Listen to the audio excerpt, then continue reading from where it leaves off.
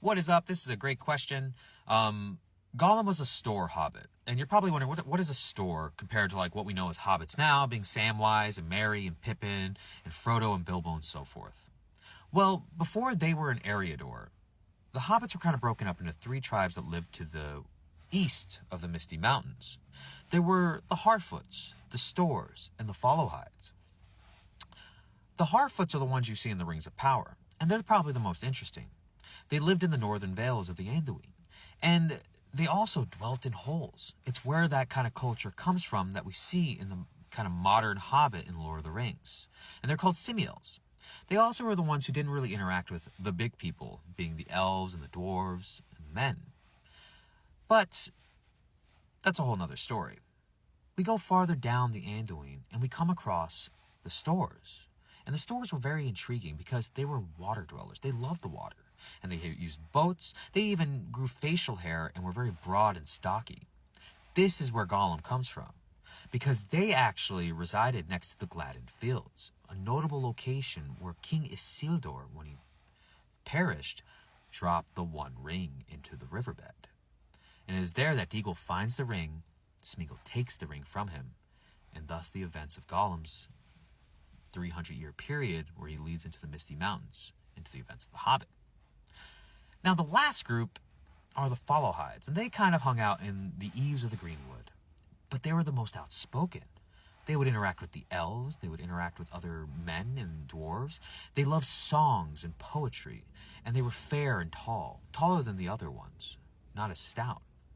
And they're actually the ones who lead in these events in around 1100 to 1300 of the Third Age called the Wandering Days. Whereas the Shadow in the East grew and the events of Rohan and Gondor played out, they started going west into Eriador.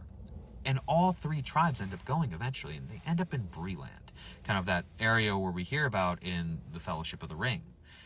A lot of the Stoors stay here, and you hear about them being river-dwelling folk. We even hear about Frodo's parents, perishing in a boat and falling into the Brandywine River. Very sad event.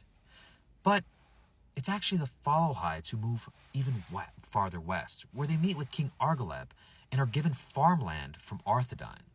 Arthedain is part of the broken kingdom that was Arnor.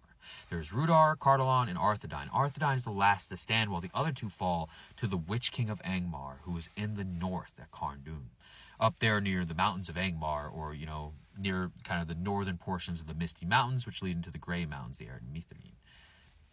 What ends up happening is two notable hobbits named Marcho and Blanco meet with the king, and he gives them the land as long as they provide upkeep to the bridges and the roads in their area. It even goes a step further where, they're in full-out war at times with Angmar, and the hobbits send bowmen to help them out. But as Arthedain falls with the kind of Arvedui ending up where he is, and that's a whole nother story about the Ring of Barahir and what have you in the far northwest of Middle-earth, all the tribes kind of come together in the Shire, while, in that land being Bree as well, and they all adopt the Harfoot traits. They start living in hobbit holes, but they look at the Followhides as their kind of leaders because they're the most outspoken and they're most driven out of all the groups. I know that's a lot of information, and I know it's a long video, but I hope this helps with this explanation, because it really is a long period of time. Hobbits have been around since the Elder Days being the First Age. And over the Second Age into the Third Age, you don't really see much going on until around 1601, or better yet, year one of the Shire Reckoning.